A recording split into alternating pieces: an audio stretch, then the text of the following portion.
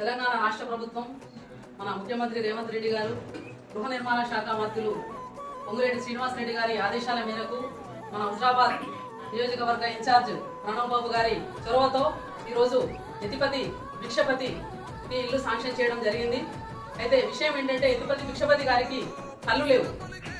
ఆ విషయాన్ని ఎవరు గమనించగా ఫస్ట్ ఇల్లు పెట్టేయలేకపోయినాం. అందుకు మేము కాంగ్రెస్ పార్టీ నాయకులందరం మేము సారీ చెప్తున్నాము యతిపతి భిక్షపతి గారికి. తర్వాత ఈ విషయాన్ని ప్రణవ్ బాబు గారి దృష్టికి తీసుకెళ్లడం జరిగింది. ప్రణవ్ బాబు గారు వెంటనే ఎంపీడీఓ గారితో మాట్లాడడం జరిగింది. ఎంపీడీఓ గారు కలెక్టర్ గారితో మాట్లాడడం జరిగింది. వెంటనే ఇల్లు శాంక్షన్ చేయడం జరిగింది. యతిపతి భిక్షపతి గారు ఈ రోజు సంధిని కల నెరవేర్చుకున్నాడు. ఇందిరమ్మ రాజ్యంలో ప్రజా ప్రభుత్వంలో రేవంత్ రెడ్డి గారి నాయకత్వంలో ప్రణవన్న గారి చొరవతో ఈ రోజు యతిపతి భిక్షపతి గారికి ఇల్లు కోరిక అనేది నెరవేరింది.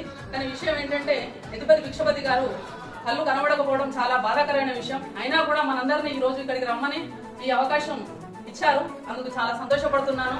అందుకని యతిపతి భిక్షపతి గారు మీరు రేవంత్ రెడ్డి గారికి ప్రణవన్న గారికి రుణపడి ఉండాలని, కాంగ్రెస్ ప్రభుత్వానికి రుణపడి ఉండాలని నేను కోరుకుంటున్నాను. జై కాంగ్రెస్, జై జై కాంగ్రెస్.